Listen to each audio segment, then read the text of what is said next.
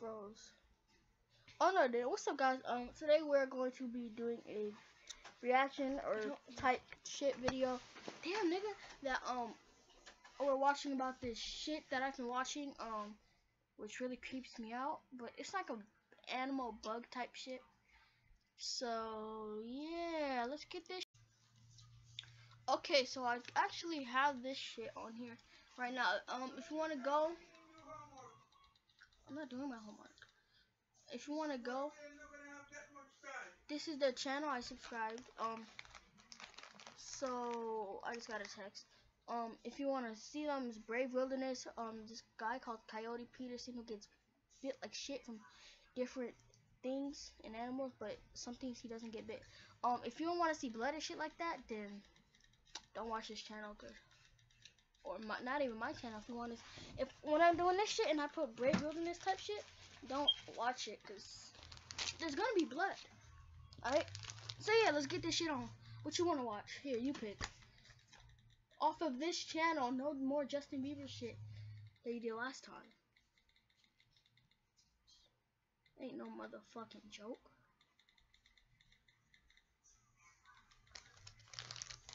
Hurry up, bro. Bro, it's recording. Did you watch them all last night? Yeah. It was like 2 o'clock in the morning when we finished. Face to face with a venomous snake. Okay.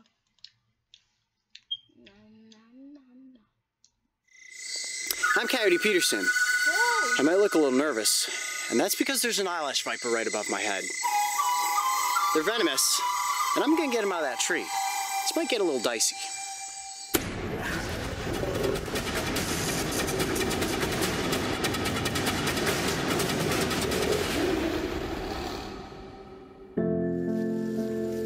The endless beauty of Costa Rica is almost impossible to describe in words. And if you travel southwest to the Osa Peninsula, you will find yourself exploring one of the most biologically diverse regions of the country. The terrain is rough and rugged, from arid grasslands and beautiful vistas to winding canyons and dense forests. Well, I guess that's why they call it a rainforest. It's really raining now. If you can patiently sweat out the staggering daytime heat, the environments will eventually grow dark. And when they do, you will soon find that they are alive with animals.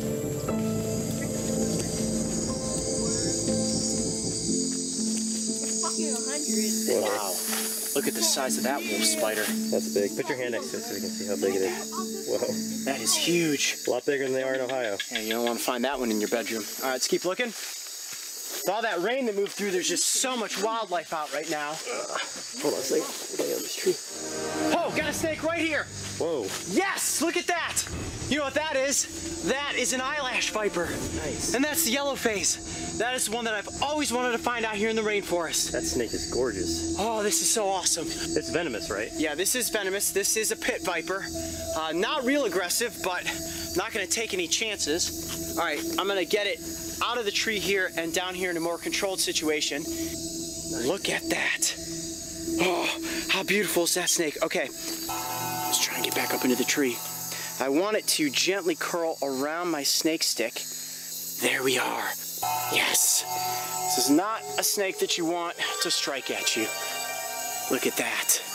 How gorgeous is that snake? Let's take a real good close look at that head. See those little modified scales above the eyes there? That is why they are called eyelash vipers. Now, as long as I make slow, calm movements, the snake should just remain calm. They're not real aggressive, but they are venomous, and I do not want to be bitten by this snake. And you notice how brightly colored the snake is, and you're probably thinking to yourself, well, how the heck does this guy stay camouflaged out here? But he also has all that black and orange speckling. It's kind of tough to see, but anytime that there's variations in the plants and the leaves and any flowers that are out here actually helps him to stay perfectly hidden from potential predators, and of course, to let him stay there in ambush as he hunts for prey. Most of the time you'll find snakes like this in banana trees, and of course they would blend in perfectly there. And this is an ambush predator, and they will just sit there and lie in wait for any small little animal to come along. Could be a lizard, could be a frog. They are opportunistic. If they can wait for it and strike it with those fangs, oh, I know, no sudden movements, then they can get themselves a meal. And you can see right up front there, those two heat sensing pits. This is a pit viper.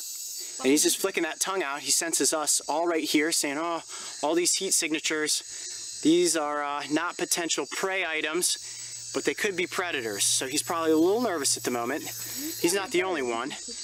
And look how well he's able to slither over the snake stick, despite the fact that it's very smooth and slippery.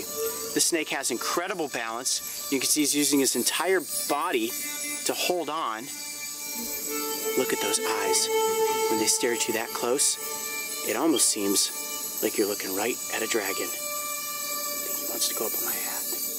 I don't know if that's a good idea. Probably not. Probably not. Let's bring you back this way. Man. That's a risky little game right there. And you'll notice how strikingly beautiful this snake is. And it just popped right out of the trees when my flashlight hit it. I got so excited, I was just like, it's an eyelash viper, and it's a yellow one. This is the one I've always wanted to see. You just absolutely have to appreciate any moment when you can get up close with an animal that is this beautiful. I'm Coyote Peterson. Be brave. Stay wild. We'll see you on the next adventure. Of all the snakes that call Costa Rica home, nothing is more iconic than the golden face of the eyelash viper. With its mysterious-looking eyes and ancient dragon appearance, this snake has fascinated mankind since its discovery.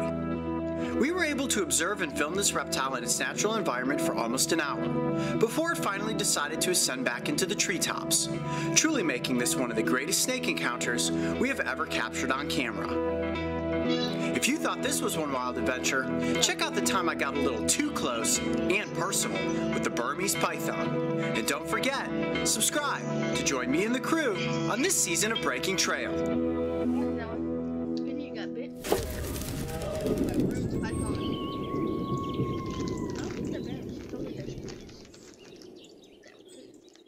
Cheers, next video, nigga.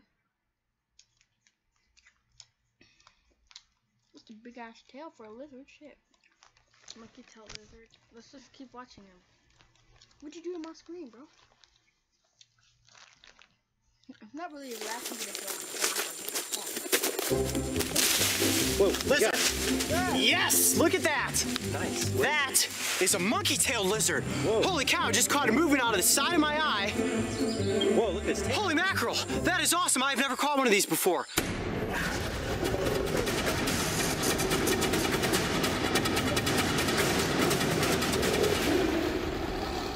Bro, these things are fucking nasty. Well, folks, Breaking Trail is officially international, and our first location abroad is the beautiful country of Costa Rica. We found and filmed many amazing animals, but to kick off the adventures, let's start with something unexpected. Whoa, look at this tail. Holy mackerel! That is awesome. I've never caught one of these before. Here, let's move into the light. It's kind of dark. He's getting a little aggravated. Oh, right here's good. Where? Right here? Yep. Oh, okay. Is that enough light? Yeah, yeah. Oh, Great. man. Wow, look at that tail. That lizard. You know who this reminds me of? Oh, yeah. The Cuban night anole. We all remember what happened in that episode. I took a chomp. And he's not too keen on biting. Oh, nope, yes he is. Hopefully I don't get bit by this guy. Now, this is the monkey-tailed lizard, and they are called a monkey-tailed lizard because look at the tail on this guy. Barely can fit it in the frame. That thing is probably almost 2/3 the length of this lizard's body, and it's actually prehensile, and they use this tail when they're up in the tree canopy to help themselves balance on tree limbs. You can see that right there. He's got his tail wrapped around my thumb, and that's what they'll do. They will use their tail to actually hang from branches. Watch this. I can hold him by his tail. He won't drop his tail. They can hold up the weight of their body just like that, use their legs to hold onto tree bark, and lay in wait for prey to come by. Now this is an ambush predator, and look at that. Look at that. It's almost like an upside down yoga pose. And they will lay in wait for their prey. Now, this is an arboreal species, meaning that they live up in the tree canopy, and they're feeding on pretty much anything they can come across, but mainly small bugs and arachnids. Hey there, buddy. How are you?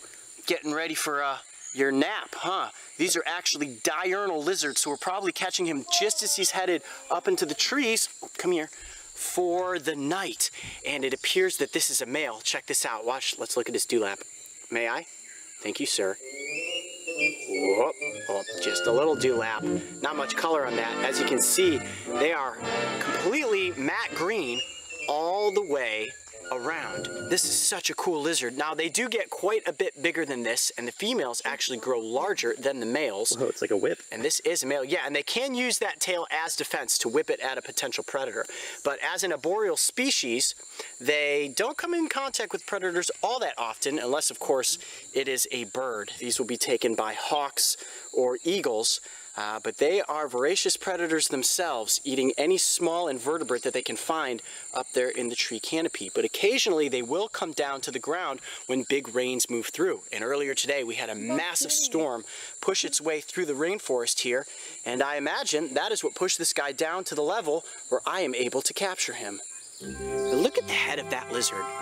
Resembles the Cuban night anole, and it also kind of looks like a chameleon. However, this species is in the anole family, but they really kind of look like iguanas. And you'll notice, unlike the Cuban night anole, he does not have a ridge of spines that runs down the length of his body. And look at those eyeballs. Let's take a good look at those.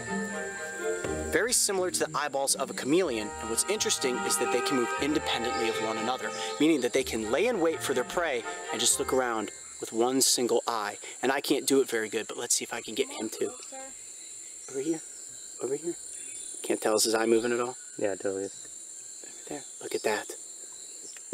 Well, how cool is that? Getting to monkey around with the monkey-tailed lizard.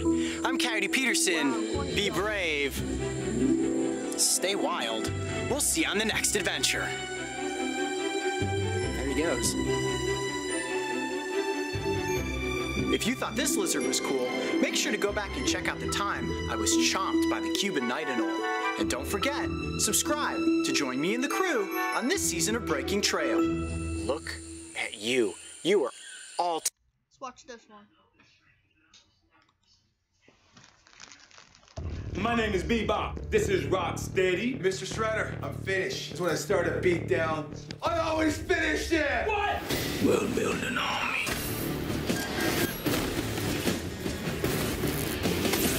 You're a rhinoceros. I like it! Oh boy. You met your match, Turtles. Who wants some of this? Ninja Turtles. Dude, seriously. I got a little carried away. Rated PG-13. I'm gonna go right for his head. You ready? Whoa, watch yourself, watch yourself.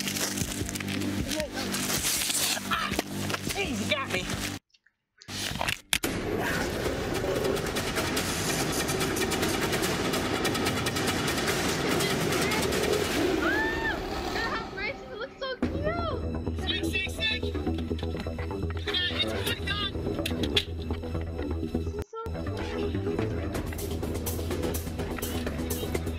Burmese python. Wow, pretty good size too. Oh, he's hissing. We get him back out here on the road. Whoa. Holy cow. Man, how did you see him? Jeez. He's just starting across the road. Let me try to get him stopped right here. Whoa, buddy. Whoa, buddy. Bring it back. Bring it back. There we go. Look at that. That is the invasive Burmese python there. Good size one too. Probably about 5.5 feet. I'm gonna go right for his head. You ready? Whoa. Watch yourself. Watch yourself. Hey, you got me. Ah, missed the head. And took a bite. Great. Yeah, I'm okay. Man, those teeth are sharp. He moved forward just as I was going back. Oh, jeez, he just bit that camera. All right. Ah, look at that. That is a python bite right there. All right, hold on. Let me try that again. You ready? Oh, there we go. Wow, look at that mouth.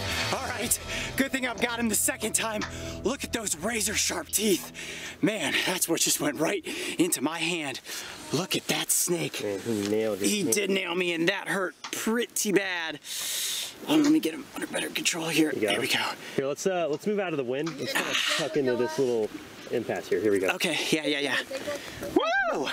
Oh, how cool is that? I didn't think we were gonna see anything today. Man. Yeah, because he's always getting hurt. Yeah, every fucking day. He does this every day. It's most likely this is a snake that was born in the wild.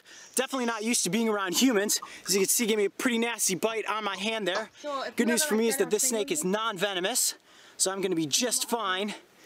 And it's no wonder that these snakes stay so incredibly well camouflaged into the environment. If I put him down in the grasses here, look at this. Just gonna let his head go a little bit. Watch yourself. I don't think he's gonna bite you, don't worry. Look at that. He just completely disappears amongst the grasses and the leaves. Holy cow. All right, let me pull him back a little bit there. Now, I can never recommend that you run out into the wild and just try to pick up a python like I did. As you saw, when I went for the grab behind the head, I was just a little bit short of the safe zone, and I ended up taking a bite. Now, I have one other time in my life caught a Burmese python out here in the wilds of South Florida. But nothing tops coming across a reptile on a day when you didn't think you would see anything. And for just a moment, the sun came out, and of course, as soon as it does, the reptiles begin to get active. Such a beautiful creature. Okay, you're all right. I'll just let him go up over my shoulder there. Maybe I'll go down the side of my back. You see that? As long as he doesn't constrict around my neck, I'm gonna be just fine. So this snake just bit you, and you feel comfortable doing this? I do. I feel totally comfortable at this point. Now, could he bite me again? Absolutely. Is he gonna bite me again? I hope not. But I'm putting virtually no pressure on the snake's body. I'm just putting one hand after another and letting him slither over me, and he's staying completely calm. He's figured out at this point that I'm not causing him any injury. Obviously not a predator. If I was, I would be biting him. In no way is this snake feeling threatened at the moment, but every time he cocks his head back like that, I have to just give him a little bit of respect and say, okay, we do not want you to take a lunge at my face, because that is a set of teeth that you do not want to get tagged by in the face. Wow, unbelievably beautiful. I love coming across any sort of snake out here in the wild, even if it is an invasive species. You just have to appreciate those moments that you interact with nature and truly get up close. I'm Coyote Peterson. Be brave. Stay wild. We'll see